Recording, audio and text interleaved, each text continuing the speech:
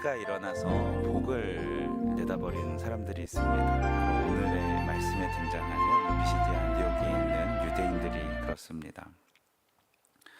유대인들이 본인들의 회당에서 자기들이 말씀을 전할 때는 별 반응이 없었는데 다른 지방에서 온 바나바와 바울이 회당에 섰을 때는 사람들이 많은 무리들이 몰려드는 것을 보고서 마음속에 시기가 일어나기 시작을 합니다. 유대교라고 표현하면, 신앙인들을 당시에 유대교라고 표현하면 그리스도의 메시아됨을 선포하는 이 그리스도교로 가버릴까봐 이 사람들이 마음이 굉장히 좀 불안했던 것이겠죠. 위기의식이 있었기 때문입니다. 유대인들은 원래 사악한 사람들이 아니었습니다. 구약에 나오는 이스라엘, 바로 그들이죠. 그들도 하나님을 섬기러 애썼던 사람들이었고 메시아를 기다리고 있는 사람들입니다. 모세를 통해 주신 귀한 율법들을 어떻게 하면 지킬 수 있을까 고민해온 역사와 전통이 있었던 하나님의 백성들 아닙니까? 어린 양에 대해서, 유월절에 대해서 누구보다 잘 아는 사람들이기도 했을 것입니다. 그리고 마침내 그 어린 양이 예표했던 예수 그리스도의 십자가가 현실이 되고 또 복음이 되어서 자신들에게 전해졌을 때, 특별히 자기들이 머무는 이방 땅에 선포되어졌을 때 굉장한 기회였습니다. 왜냐하면 예루살렘에서는 복음을 선포했을 때 사람들이 굉장히 핍박을 했고 쫓아내지 않았습니까? 예루살렘 교회에 초대는 베드로 그리고 야고보를 통하여서 계속해서 그 교회 핵심들은 있었지만 흩어지게 했던 사건들이 일어나게 되지 않았습니까? 그래서 그곳에는 대제사장과 종교 지도자들이 있기 때문에 눈치를 보면서 예수님을 믿어도 눈치를 보면서 대항하면서 믿어야 되기 때문에 쉬운 일이 아니었지만 이곳은 피시디아 안디옥, 이방 땅입니다. 말씀을 처음 듣는 이방인들도 이해하기 쉬운 복음이기 때문에 바울과 바나바의 말씀을 잘 새겨 들었다면, 토라에서 말씀하신, 구약에서 예언서에서 말씀하신 바로 그 메시아가, 희생당하신 어린 양이 예수님이시구나, 이것을 잘 알았을 텐데 그들은 그 말씀을 바라보지 않고 하나님의 역사를 보는 눈을 가지고 있지 않고 무엇을 보았냐면 45절에 보니까 유대인들이 그 무리를 보고 라고 나와 있죠. 무리를 봤다는 말씀은 믿음 생활의 본질을 본 것이 아니라 세력을 보았다라는 거죠. 너무 많은 사람들이 저쪽으로 모이네 하면서 세력을 생각했다라는 뜻입니다. 하나님의 말씀을 듣기도 전에 귀를 닫아버린 것이죠. 이거 이렇게 하다가 우리 하나님을 믿는 유대교가 잘못되는 것 아니야? 라고 하면서 저들이 잘 되는 것들을 예수님이 전해졌는데도 그를 인정하지 못하고 이렇게 핍박을 하게 되는 것입니다. 마치 사울 왕이 다윗에 대한 시기심에 사로잡혔을 때처럼 사울이 죽인 자는 수천이요 다윗이 죽인 자는 수만이다 라는 해석인데, 그 얘기를 듣고서 시기심이 잡혔던 것처럼, 또 가인이 아벨을 시기했을 때처럼 저급한 시기심이 나도 복음을 듣고 하나님의 크신 은혜에 들어갈 수 있는 길을 막아버린 것이죠. 여러분, 성경에 아주 좋은 본보기가 있습니다. 세례 요한이 예수님에 대해서 이렇게 말했죠. 그는 흥하여야겠고 나는 쇠하여야겠다라고 하였습니다. 하지만 여러분, 천국에서는 세례 요한보다도 지극히 작은 자들도 세례 요한보다 다 큰 사람이라고 합니다. 이 말씀 무슨 뜻이냐면, 세례 요한이 실패했다 이렇게 말하면 그건 신천지고요.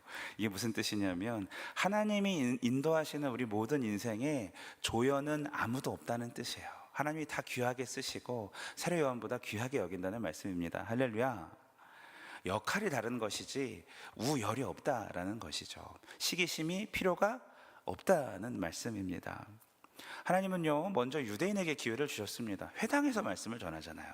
유대인들이 잘 모이는 그곳에서 기회를 먼저 주셨으나 50절을 보니까 오히려 그 지역에서 박해하면서 쫓아냅니다. 박해했다는 말은 잡아 때리거나 가두거나 해서 쫓아냈다는 말이겠죠. 반대로 율법이 없었던 사람들, 이방인들은 어떻습니까? 44절에 등장한 이 피시디아 안디옥에 온 시민들이 하나님의 말씀을 듣고자 북적북적 모입니다.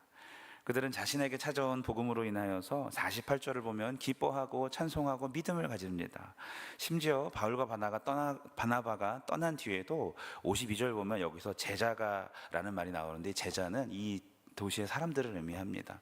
이 사람들의 성령과 기쁨이 충만한 일이 일어나게 되는 것이죠. 사랑하는 여러분, 우리가 시기에 빠지지 않기를 바랍니다.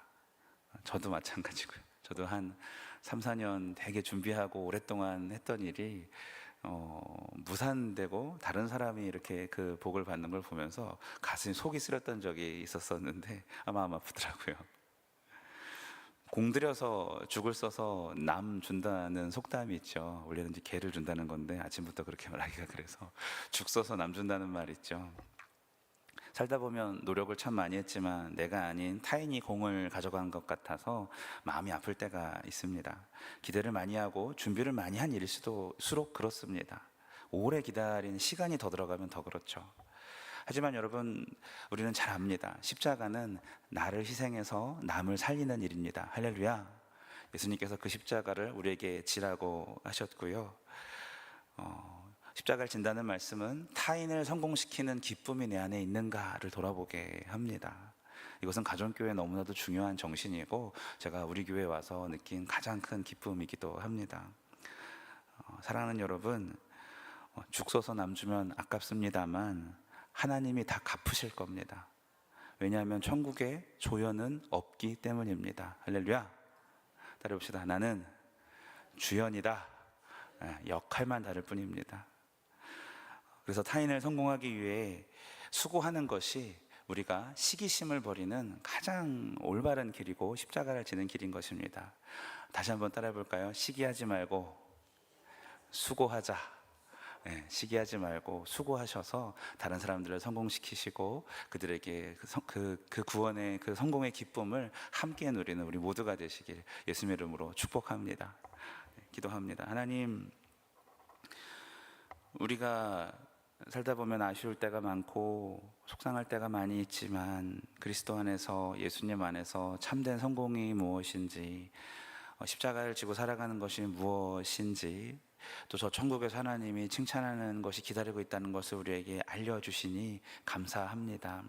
하나님의 말씀을 오늘 삶으로 연결하여 살아갈 수 있도록 인도하여 주시고, 오늘 내가 도와야 할 사람, 성공시키기 위해서 애써야 할 사람이 누구인지 보여주셔서 함께 성장하고 함께 예수님 안에서 기쁨을 맛보는 우리 목장이, 가정이, 공동체들이 또 이웃이 될 수 있도록 인도하여 주시옵소서. 귀한 말씀에 감사드리며 예수님의 이름으로 기도합니다. 아멘.